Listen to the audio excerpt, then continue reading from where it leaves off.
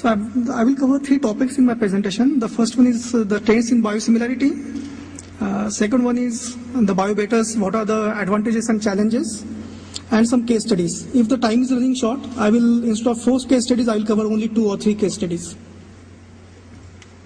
So these are the select major trends in our industry, and obviously I will not read all of them. What I want to emphasize here is that it is very important for a biotech company or a biosimilar company to choose a molecule that is going to be successful in 5 years down the road, 10 years down the road, because it takes about 3 to 4 years for molecule to from conceptualization to launch in India, and maybe 5 years or 10 years from conceptualization to launch in outside of India.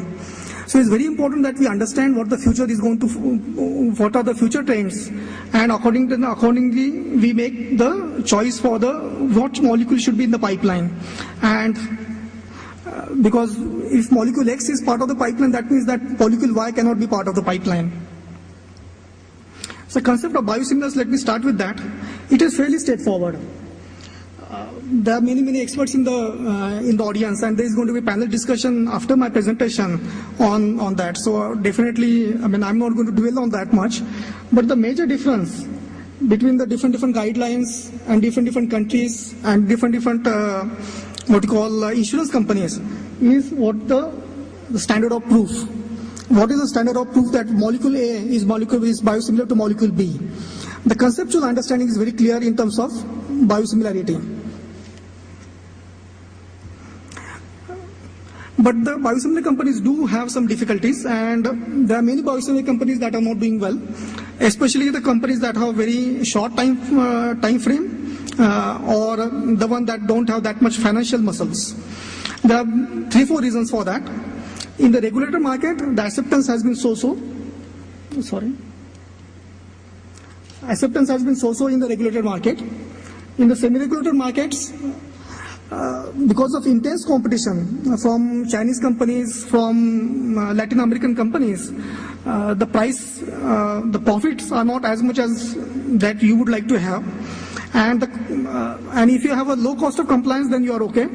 But if you have high cost of compliance, in the sense that you do very good R&D, you do very high level of biosimilarity proof, then your profit margins you will be under extremely high pressure in terms of profits. So both these aspects make biosimilar companies get squeezed on both sides. To survive, how do you survive in semi-regulated countries, but also basically target regulated markets? And that's where I think the biobetters do provide a unique opportunity to basically get into this game on far superior footing. Biobetters provide some advantage over biosimilars. They can be simple change in formulation, so that it can make a formulation that is thermostable. It can make a formulation that is from lyophilized formulation to liquid formulation. You go from vial to PFS. All those changes can make a molecule, a drug, very patient friendly, and that can help you give edge over your competitors, and you don't lose the pricing advantage in the market. But the risks, there are significant risks. Whenever you do look for any change, you do need significant technical and financial expertise. So those investments would be required. And if your biobetter is competing with innovator, then you have a huge pricing margin.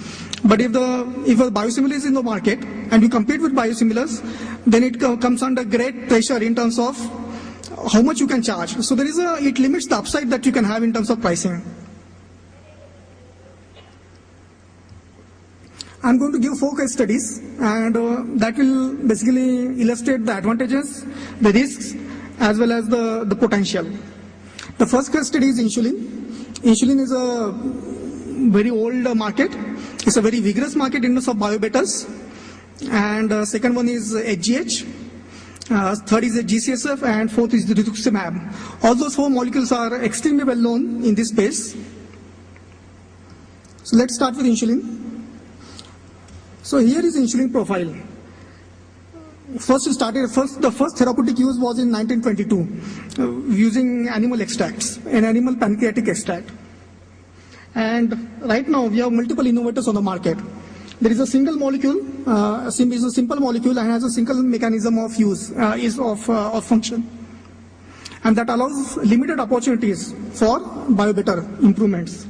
The first one is delivery, basically convenience and compliance in terms of patients, and it appeals directly to patients. The second use is for desired PK or PD profile, and that is essentially appeals to the physician at the beginning. Eventually it should appeal to patients also, so that it is successful in the market. So this is for the injections. I mean, nowadays no one really uses multi-use vials for insulin. It's not that common anymore. I mean, you can buy it, but it's not that common. And here is the pen, that is far more common. In regulated market is more common, and Indian market is also getting more and more common. And at the same time, we also have experimental based devices, many experimental devices, and one of them is needleless injections. There is a delivery part. These are basically non-injection deliveries. There is a buccal spray, and all these molecules, the buccal spray has been launched in India by one company, and I think it is launched in one other semi-regulated country also, and it is under trial in regulated markets. There is an inhaler, I think that will be approved soon by US FDA, and there is a pump that is already on the market. In addition to that, we also have many companies trying to basically develop oral, what we call oral insulin. That is a tablet, so that the absorption happens not on buccal side, but more on the GI tract. So those are, I mean, and you can imagine how convenient would be the life if insulin can be taken as a tablet form. Okay, that is on the delivery side, on the patient side. But on the doctor side, here is the profile that happens for the natural PK in our body. If you don't have diabetes, so there is at the meal there is a spike, and then followed by down, and then when you are lunch again there is a spike and then down. So there is 3 bolus additions that come with every meal, and you can get similar PK profile using the same insulin molecule. There is an insulin molecule. You can mix insulin with protamine. That is this study was done by Novo Nordisk in 1950s. So it's a very old technology. And you can get, depending on what is the composition of insulin protamine precipitate, you can get different PK profiles. At the same time, many companies recently with the recombinant since 1980s have come up with new molecules. These are all insulin analogs. There is a regular, this is the profile that you are seeing, the blue one. And there are some molecules that are much shorter half-life. This is, you can take the insulin analogs after the meal is over. And there are some molecules like glargine that have much longer half-life.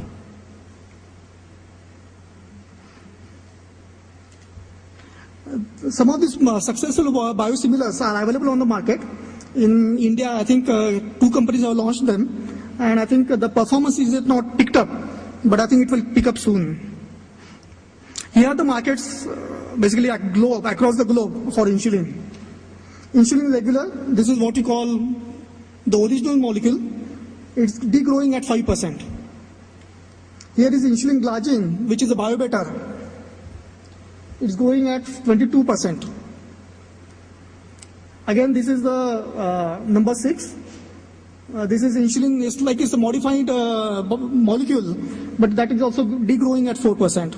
So all the ones that are minus are insulin molecules. All the ones that are pluses are biobetters of insulin. So definitely